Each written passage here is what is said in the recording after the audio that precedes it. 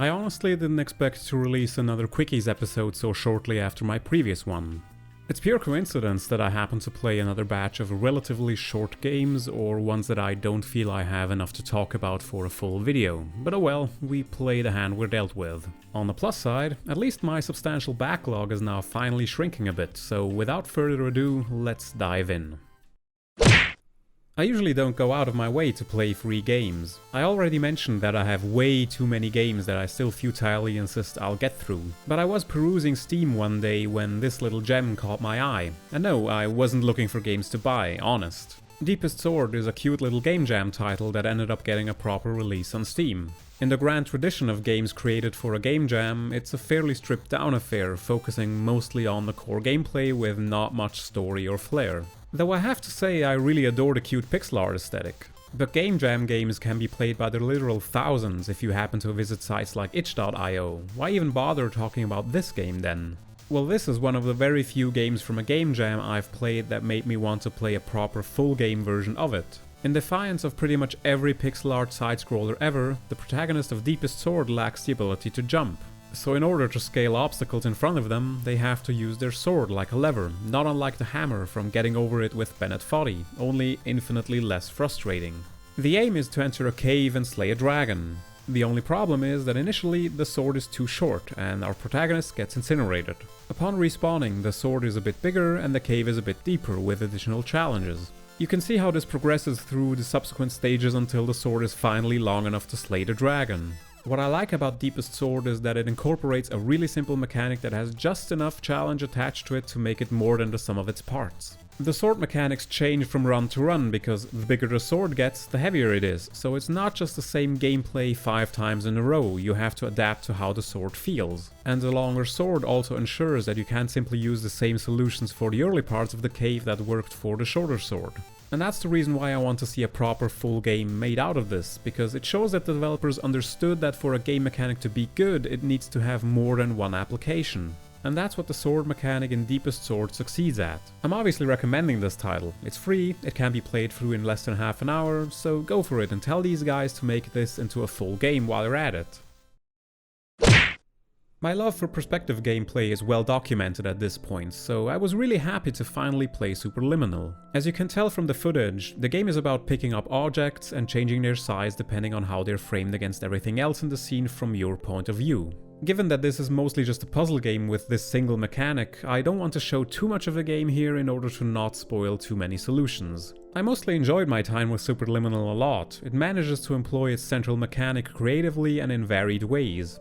It absolutely nails Puzzle Design 101 whenever it presents you with a challenge that resembles the one that you've just completed but forces you to solve it in a different way and makes solving it with the previous solution impossible, thus forcing you to really pay attention and learn how the mechanic works. Unfortunately, outside of the main mechanic there isn't all that much to the game. Sure, there are a bunch of Easter eggs and other hidden stuff, but narratively speaking it's the bare minimum of what you'd expect and nothing more. The writing tries to have a comedic tone about it, similar to games like Portal or Quantum Conundrum, but mostly it just falls flat. Oh, and it really likes to employ that one trick where you walk along a hallway or something with some kind of eye-catching object in front of you that you intend to reach, only there's a hole in the floor that you can't see because the walls and the hole are shaded exactly the same way as the rest of the floor and you fall down somewhere completely different.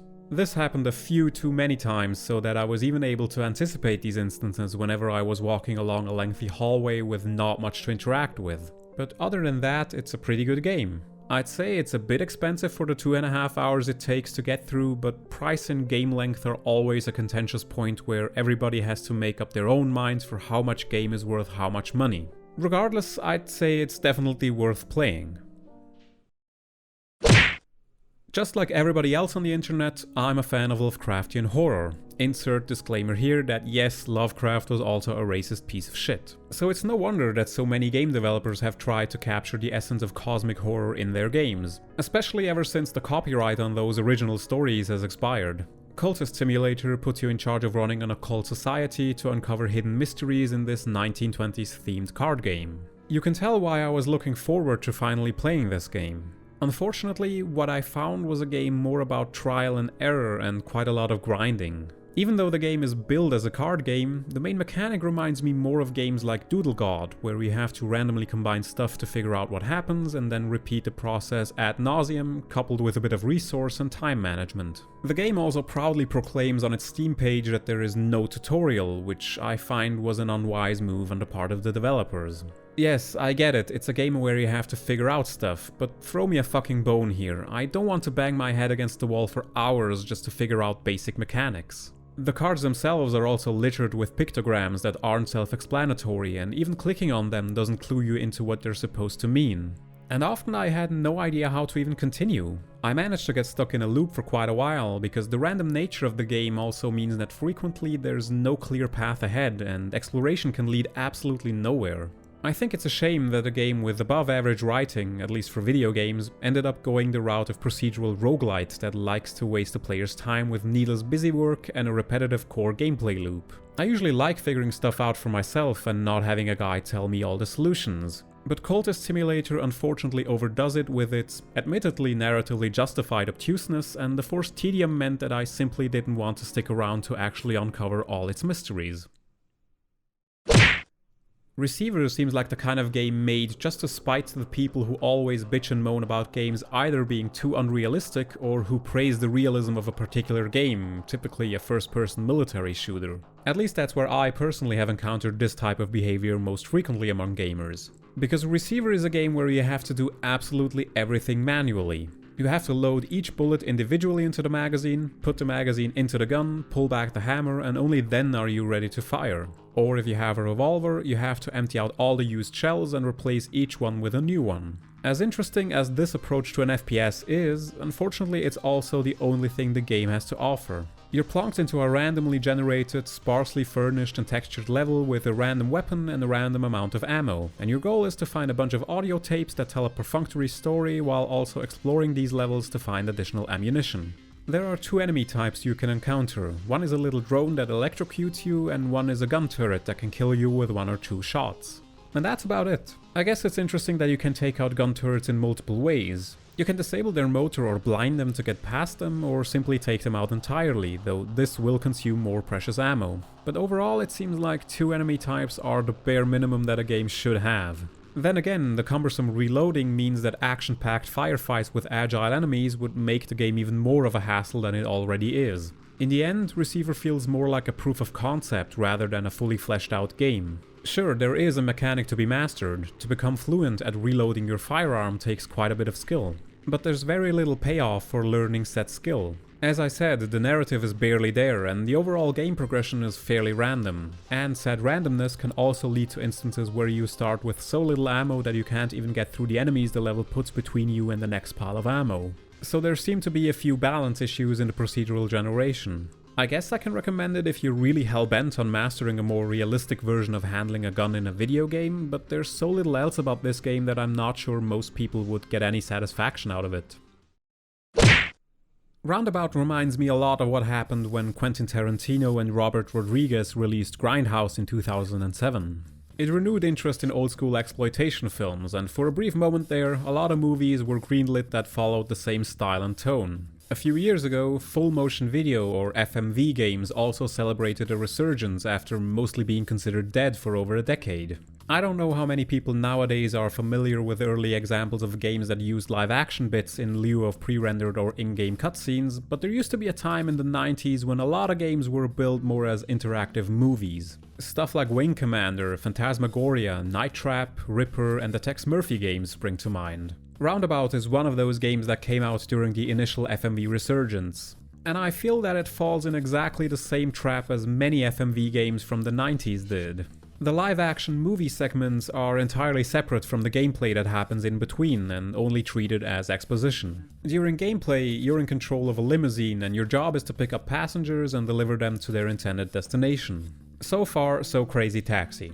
The only difference is that your limousine constantly spins in a circle, so it's less of a driving game and more about finding ways to steer your constantly rotating vehicle without bumping into anything else on the way. I have to say I'm not the biggest fan of the gameplay. Not because it's bad, but because it's so basic. There are a few upgrades you can install that change up the formula a bit, but by and large a challenge remains with avoiding obstacles. But even if you do collide with objects, it's hardly that much of a setback, so you can basically brute force your way through anything the game can throw at you. Sure, if you're intent on achieving 100% completion, you'll probably end up replaying most of the missions and are basically required to beat every mission without failing, but these days I'm really not inclined to force myself to achieve a perfect score and would rather want a game to be designed in such a way that inherently requires a certain amount of skill to beat. Then again, most people aren't here for the gameplay, they're here for the hilarious FMV sequences. Can you tell that I'm being sarcastic? Now I have to say I absolutely love cheesy B-movies. But one thing that's really important to me when I watch schlock is that it has to be something that wasn't purposely made to be schlock. There are very few exceptions to this rule, like for example Black Dynamite, which is less of a Me Too attempt at making schlock and more of a love letter to blaxploitation cinema. But by and large, I really can't stand modern stuff that wants to imitate legitimately bad movies from the 70s and 80s. And this is something that many are probably going to disagree with me over. Remember Kung Fury from a few years ago? Yeah, I absolutely can't stand that movie.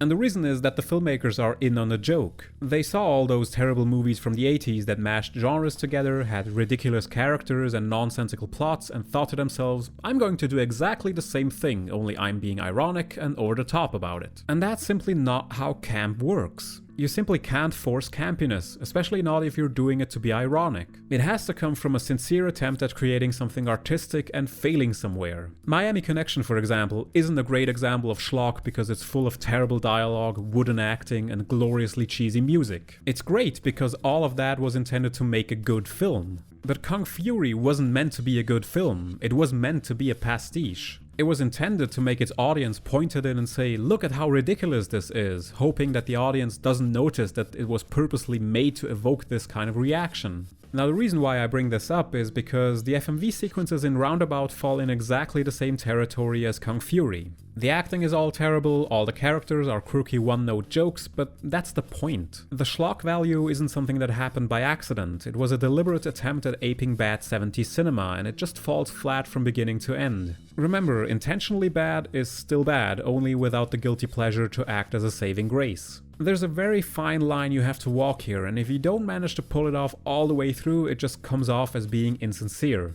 Death Proof, for example, was a film that tried to ape bad 80s serial killer movies that padded out their runtime with terrible dialogue. But Death Proof's dialogue was written by Quentin Tarantino, so even the quote-unquote boring dialogue is engaging to watch, and that's why it works. That's why Death Proof is still a great movie. Roundabout, by contrast, has non sequitur after non sequitur delivered by quirky character after quirky character, and it just doesn't want to create a holistic picture or be taken seriously on any level. And like I said, the narrative and the gameplay simply don't integrate with each other. You could strip out all the cutscenes and the gameplay would still work just as well on its own. Conversely, you could have also made this into a 70-minute movie and the FMV portion wouldn't lose anything either. So unfortunately, I can't really recommend Roundabout.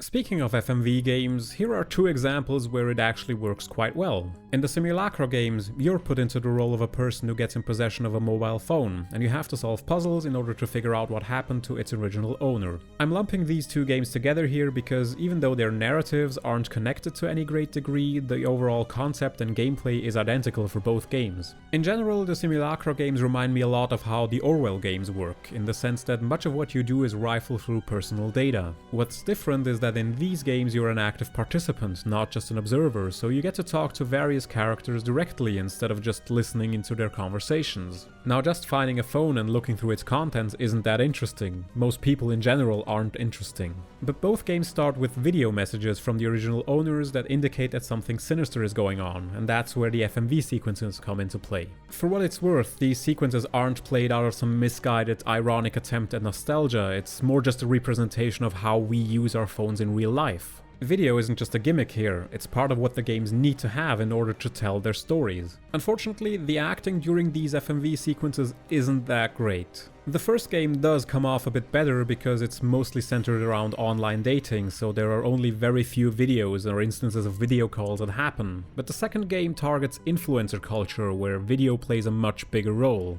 And in the second game there are also video sequences that happen outside of the context of the phone because this is a sequel, and I guess that's a way of telling your customers that it's worth buying another one because it has more stuff than the previous one. As a result, the unconvincing acting takes up much more runtime. And I do have to say that the second game really hams it up a notch. It's difficult to tell if the acting quality is intentional, since the second game is a rather scathing takedown of influencer culture. It could also be a jab at the terrible acting influencers employ during their fake drama. But at least the writing is pretty decent for the most part. I mean, these are cheesy horror games mostly about millennials, so you're not really expecting F. Scott Fitzgerald here, but it still manages to convey a sense of personality, even to some of the characters whose voices you never get to hear. Though I have to say that the second game has this weird idea of making every single character you have to investigate a complete asshole. I guess this comes with the territory for professional influencers, but if you, like me, watch cheesy 80s slasher movies in order to see smug teenagers die in creative ways without having to empathize with them, it's weird for the game to then turn around and give you a bad ending for wanting to punish these self-centered jerks. To get the good ending, and also not miss out on a bunch of actual puzzles and therefore content, you have to stroke their egos quite a bit and metaphorically appeal to the power of friendship to solve the mystery. Overall, I liked the gameplay of the second game more because it offers a broader set of mechanics, but I like the more nuanced characters in the first game better because not everyone there is just a despicable manipulative asshole. But in general, they're nice time killers and they're fully intended to be played through multiple times to get to see everything. And a cool thing here is that the developers even implemented a fast forward feature for repeat playthroughs, so you can get through the text conversations a bit faster, which was much appreciated. So yeah, if you want a modern example of how an FMV game can work and you can stomach some stilted acting and don't mind the presence of generally dislikable characters, I'd recommend these games. They're a fun little distraction.